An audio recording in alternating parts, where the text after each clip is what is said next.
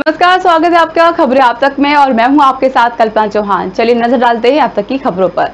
फरीदाबाद के सूरजकुंड में स्थित कन्वेंशन हॉल में आज से बीजेपी का 3 दिवसीय प्रशिक्षण शुरू हो गया। दोपहर 12 बजे से शुरू हुए इस प्रशिक्षण शिविर में हरियाणा के मुख्यमंत्री मनोहर लाल खट्टर ने विधिवत कार्यक्रम की शुरुआत की। इस मौके पर प्रदेश के तमाम मंत्रीगण, विधायकों के अलावा बीजेपी के राष्ट्रीय संगठन महामंत्री BL संतोष, केंद्रीय मंत्री गजेंद्र शेखावत, संगठन के वरिष्ठ नेता V सतीश समेत कई राष्ट्रीय पदाधिकारी प्रशिक्षण शिविर के अंतिम दिनों में बारी बारी से शिरकत करेंगे। इस प्रशिक्षण शिविर में मुख्य तौर पर पार्टी और संगठन को बूथ लेवल तक मजबूत बनाने के लिए मंथन किया जाएगा।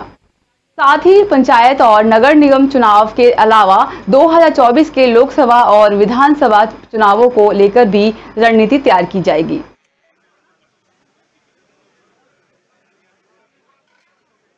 समय समय पर अपने कार्यकर्ताओं को प्रशिक्षण देती है। भारतीय जनता पार्टी की नीतियों से अवगत कराती रहती है।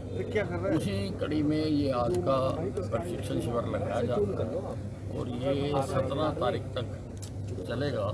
इसमें कई विषयों पर जो है लोग अपने विचार रखेंगे और कार्यकर्ताओं को पार्टी की रीति नीति से अच्छी तरह से एक तरह से रिफ्रेशर कोर्स है। सर, आपकी भी जिम्मेदारी है, एक सेशन आज आप भी करेंगे, तमाम कार्यकर्ता आपके अनुभव से भी सीख सकेंगे। कहेंगे तो हम करेंगे। 2024 के विधानसभा लोकसभा सर, बीजेपी के प्रशिक्षण शिविर पहले भी लगते रहे हैं, इस बार के प्रशिक्षण शिविर में उनसे क्या खास अलग रहेगा? तो जब सीखेंगे और जब वहाँ लेक्चर होंगे तब पता लगेगा ना जी।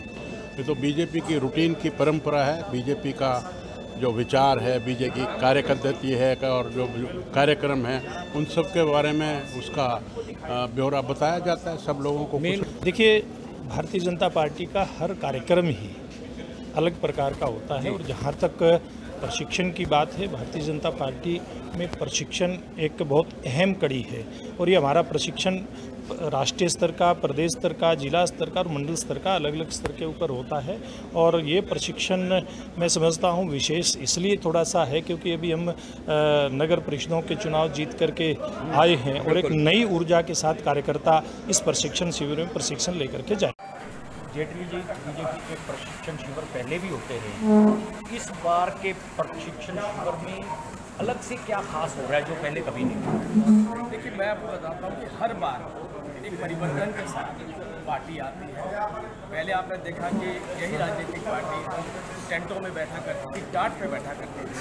उसके बाद अब हाईटेक हुआ, चीज़ें बदली, हमने भी उनको बदलाव को महसूस करते हुए और इस तरीके के परिवर्तन अपने प्रशिक्षण में लाने का काम किया। लेकिन मुख्य मुद्दा यह अंत्योदय के लिए जितना भी हाईटेक होना पड़े, अंतिम व्यक्ति तक पहुंचने के लिए जितना भी बेहतर होना पड़े, वो हम सब करके दिखा रहे हैं। फरीदाबाद से वाया पलवल होते हुए उत्तर प्रदेश जाने वाले यूपी, हरियाणा और राजस्थान की बसों से सफर करने वाले यात्रियों को अब अपनी जेब ढीली करनी होगी। बता दें कि इसका असर यूपी और राजस्थान से आने वाले यात्रियों पर भी पड़ेगा। हरियाणा रोडवेज की तरफ से टोल प्लाजा के शुरू होने के बाद 5 रुपए की अतिरिक्त बढ़ोतरी किराए में की गई है। फरीदाबाद से पलवल आने वाले लोगों को पहले किराए के लिए 25 रुपए देने पड़ते थे, लेकिन अब उनको 30 रुपए का भुगतान करना होगा। हरियाणा रोडवेज के चीफ इंस्पेक्टर ने बताया कि 25 किलोमीटर तक उनको 5 प्रति किलोमीटर के हिसाब से टोल देना होता था। पहले पलवल तक जाने वाले लोगों से 30 रुपए की जगह केवल 25 रुपए ही ले रहे थे, लेकिन अब टोल के बीच में पड़ जाने से उनको 24 किलोमीटर पर ही टोल देना पड़ रहा है। इसलिए अब यात्रियों से 30 रुपए का ही भुगतान किया जा रहा है। उनकी बात सुनी पड़ी प्रचारकों की, फिर हमने इसका किराया कर दिया 25 रुपये तो जब हाँ पलवल का। लेकिन ये बॉर्डर से दिल्ली बॉर्डर से लेके आगरा तक हमारा पूरा टोल रोड है, पर किलोमीटर के हिसाब से हम टोल वसूल करते हैं। लेकिन हमारे कागज़ों में ये 24 किलोमीटर पड़ता है यहाँ से पलवल, तो 24 प्लस जो हमारा हरियाणा का टोल पड़ता है 16 से 25 के बीच में आता है। 5 रुपये लगता है टोल पर किलोमीटर, 5 रुपये लगता है हमारा पर। ये 1 से 25 किलोमीटर जाएगी ना हमारी, तो 5 रुपये टोल लगेगा। हाँ, तो आप फिलहाल कितना ले रहे हैं? अब हमारा बढ़ गया 30 रुपये किराया है जी। 30 रुपये पलवल तक के 30 रुपये। हाँ जी, 5 रुपये पीपलकोटी विष्णुघाट जल विद्युत परियोजना की कार्यदायी संस्था THDC द्वारा हेलंग में टीचिंग ग्राउंड का निर्माण कार्य किया जा रहा है, लेकिन हेलंग गांव के कुछ ग्रामीणों के द्वारा टीचिंग ग्राउंड बनाने का विरोध भी किया जा रहा है। मिली जानकारी के मुताबिक कुछ स्थानीय लोगों के द्वारा सरकारी भूमि पर अवैध कब्जा किया गया। सूचना पर तहसीलदार के साथ साथ पुलिस बल ने मौके पर पहुंचकर निर्माण कार्य रुकवा रहे लोगों को वहां से हटाया। आपको बता दें कि तहसीलदार प्रशासन और पुलिस प्रशासन की टीम ने हेलंग पहुंचकर टीचिंग ग्राउंड निर्माण कार्य रुकवा रहे 4 लोगों को पहले बहुत समझाया, लेकिन वो अपनी बातों पर अड़े रहे, जिसके बाद जोशीमठ पुलिस के द्वारा उन लोगों को मौके से उठाकर जोशीमठ थाने ले जाया गया, जिसके बाद निर्माण कार्य फिर दोबारा से शुरू किया गया। वहीं जोशीमठ प्रभारी तहसीलदार का कहना है कि हेलंग गांव के ग्रामीणों की काफी लंबे समय से मांग थी कि हेलंग में मिनी सचिवालय के साथ साथ एक खेल का मैदान भी बनाया जाए, लेकिन कुछ ग्रामीणों का इस पर विरोध प्रदर्शन किया जा रहा है। बताना चाहूँगा THDC के द्वारा हेलंग में यहाँ पे स्पॉट पे एक खेल का मैदान बनाया जा रहा है, ठीक है, जिसका अनुमोदन आ गया है। और जो ग्रामीण 2-3 परिवार हैं जिनके द्वारा, और ये सरकारी भूमि है यहाँ पे, पर फिर भी जो 2-3 परिवार हैं उनके द्वारा अनावश्यक कार्य को रोका जा रहा है। और उनसे 2-3 बार हमने वार्ता भी करी थी, फिर भी ये सरकारी भूमि पे वो अपना उनका एक गौशाला भी बनी है जो अतिक्रमण है, और यहाँ पे जो खेल का मैदान है जो जिसकी अनुमति मिली है, और खेल का मैदान उनके द्वारा बनाने नहीं दिया जा रहा है। ये मामला असल में NH के दौरान जब कटिंग हुई रोड की, उस दौरान जो है कि हमारे जो न्याय पंचायत हेलंग और मिनी सचिवालय भी है, और रोड चौड़ीकरण के दौरान हमारा जो साधन सहकारी समिति का गोदाम था वो भी टूट गया था, पशुपालन चौकी थी वो भी टूट गई, और जो हमारा कोऑपरेटिव बैंक है, ये तमाम जो गांव की जो ये छोटी छोटी जो हमारी जो शाखाएं थी उनके सारे कार्यालय टूट गए थे। 14 जुलाई से देश भर में कांवड़ यात्रा की शुरुआत हो गई है, जिसको लेकर पुलिस प्रशासन चप्पे चप्पे पर अपनी नजर बनाए हुए। इसी बीच इंटेलिजेंस ब्यूरो की कांवड़ यात्रा को लेकर रिपोर्ट केंद्रीय गृह मंत्रालय को सौंपी गई है, जिसके बाद से केंद्रीय मंत्रालय ने उत्तर प्रदेश, उत्तराखंड, मध्य प्रदेश समेत कई राज्यों को तत्काल सुरक्षा बढ़ाने के निर्देश दिए हैं। वहीं हरिद्वार और ऋषिकेश को खास सतर्कता बरतने को कहा गया है, जिसको लेकर हरिद्वार पुलिस ने पैरामीटर की 6 आर्थिक टीमों को केंद्र से मांग की है। हरिद्वार जनपद में 6 bomb disposal squad, 2 anti terrorist squad, 5 dog squad सहित कांवड़ियों के वेशभूषा में पुलिसकर्मी मौजूद रहेंगे। SSP योगेंद्र सिंह रावत ने बताया, कांवड़ यात्रा आतंकी संगठनों की नजर पर हो सकता है, कोई भी ऐसी घटना ना हो, इसके लिए पुलिस प्रशासन पूरी तरह से CCTV और ड्रोन से ऐसे असामाजिक तत्वों पर नजर बनाए रखे हुए है। चूंकि देश में इस समय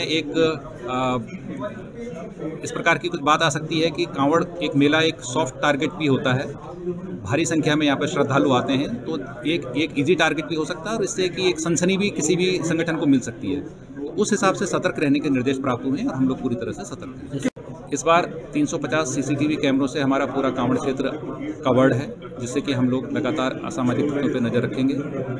BDS की 6 टीमें लगाई गई हैं, जो एक एंटी सबोटाज चेकिंग होती है रोज वो हमारी करेंगी। 2 हमने ATS की टीमें हैं जो लगातार हर की पैड़ी के आसपास तैनात रहेंगी।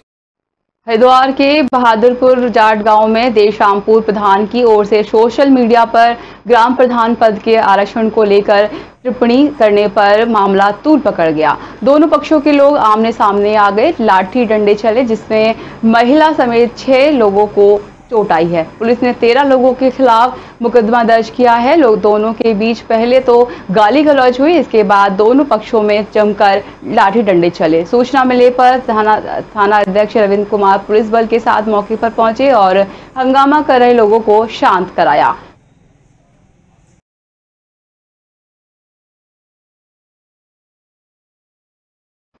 कानपुर में नई सड़क पर 3 जून को हुई हिंसा के बाद एक बार फिर से माहौल बिगड़ने की कोशिश की गई। खास बात यह है कि पिछली बार भी जुम्मे का दिन था और इस बार भी माहौल बिगड़ने के लिए जुम्मे का ही दिन चुना गया। पिछली घटना के दौरान प्रधानमंत्री नरेंद्र मोदी शहर में थे और इस बार उनके कानपुर आगमन से एक दिन पहले बाइक सवारों ने 2 भाइयों को घेरकर हमला बोल दिया।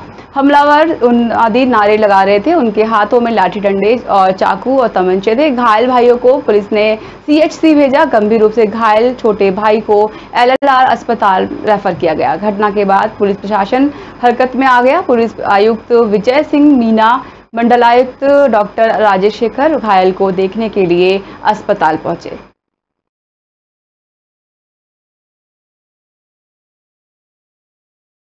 हरिद्वार से गंगाजल भरने जा रहे शिव भक्तों की तादाद बढ़ने लगी है। 20 जुलाई के बाद इनकी संख्या में कई गुना इजाफा होगा। 26 जुलाई को शिवरात्रि के दिन यात्रा की समाप्ति तक श्रद्धालुओं की सुरक्षा के लिए चप्पे चप्पे पर पुलिस बल तैनात किया गया है।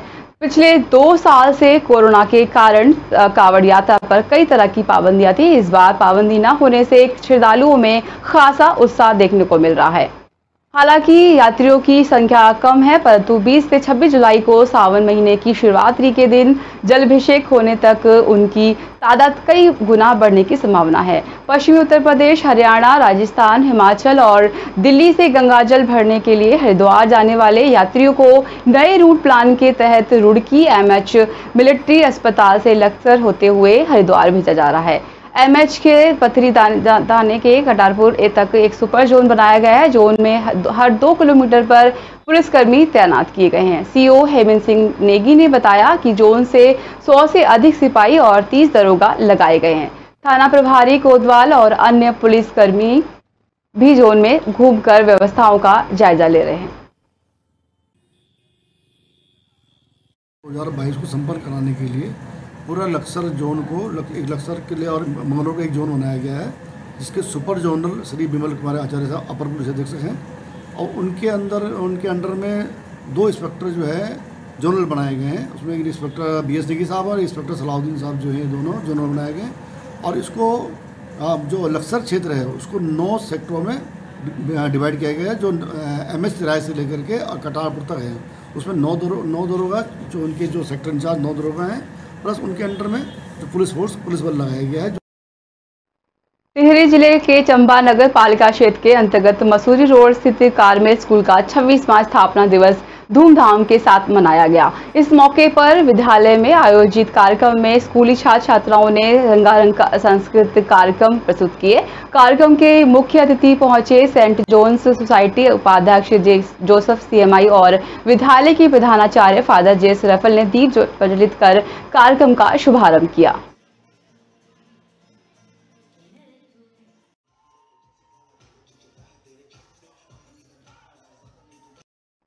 अगली खबर उत्तरकाशी से है, जहां वर्ल्ड यूथ स्किल डे पर आयोजित कार्यक्रम में स्विंग टेक्नोलॉजी, फिल्टर, इलेक्ट्रिसिटी और वायरमैन मोटर व्हीकल, आशुलिपि हिंदी और कोपा के प्रशिक्षणार्थियों द्वारा निर्मित प्रोजेक्ट और अपने अपने व्यवसाय में तैयार की गई सामग्री की प्रदर्शनी लगाई गई। प्रशिक्षणार्थियों की द्वारा निर्मित घरेलू उत्पादों को स्थानीय लोगों ने खरीदा। प्रदर्शनी में नगर पालिका अध्यक्ष अनुपमा रावत और उपलाधिकारी शालिनी नेगी सहित प्रशिक्षणार्थियों को उत्साह बढ़ाया।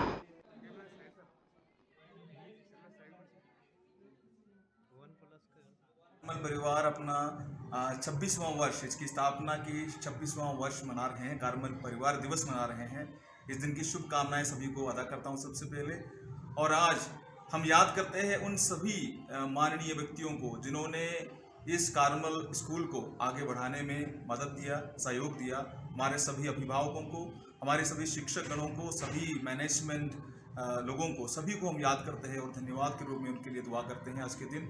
और हमारे बच्चे कारमल परिवार से जो भी बच्चे पढ़ के निकले हैं, वो कई बड़े उन्नति में पहुंच चुके हैं, तो उन पर हम गर्व करते हैं। मुझे बहुत खुशी की बात है, बहुत खुशी महसूस हो रहा है कि यहाँ 26वां कारमल डे समारोह में भाग लेते हुए यहाँ के बच्चे बहुत भव्य सांस्कृतिक कार्यक्रम का आयोजन किया और इस दिन को बहुत अच्छी तरह मनाया।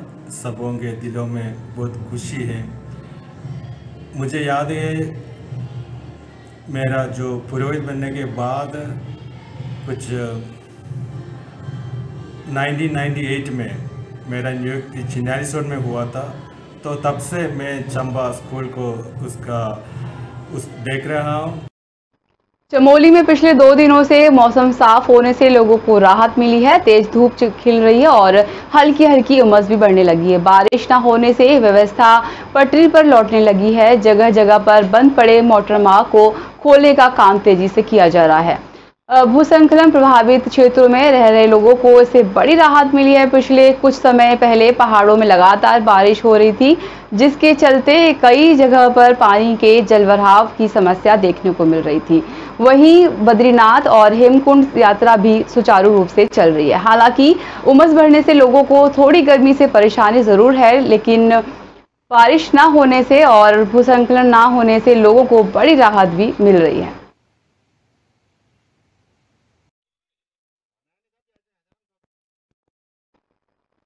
उत्तराखंड के लोक पर्व हरेला के तहत हो रहे पौधारोपण कार्यक्रम का डीएम चंपावत नरेंद्र सिंह भंडारी ने शुभारंभ किया। डीएम भंडारी ने एसपी चंपावत देवेंद्र पिंचा, जिला पंचायत अध्यक्ष ज्योति रॉय के साथ मिलकर पौधारोपण किया। वहीं क्षेत्रवासियों को लोक पर्व हरेला की शुभकामनाएं भी दी। इस मौके पर डीएम भंडारी ने सभी क्षेत्रवासियों से हरेला पर्व पर अधिक से अधिक पौधे लगाने की अपील की। डीएम भंडारी ने कहा, पौधों को लगाने के बाद उनकी देखभाल करना भी बहुत जरूरी है और ये हमारा कर्तव्य है। जब पौधों को देखभाल होगी तभी आगे चलकर ये विशाल पेड़ का रूप लेंगे और हमारे पर्यावरण को शुद्ध रखने में मदद करेंगे।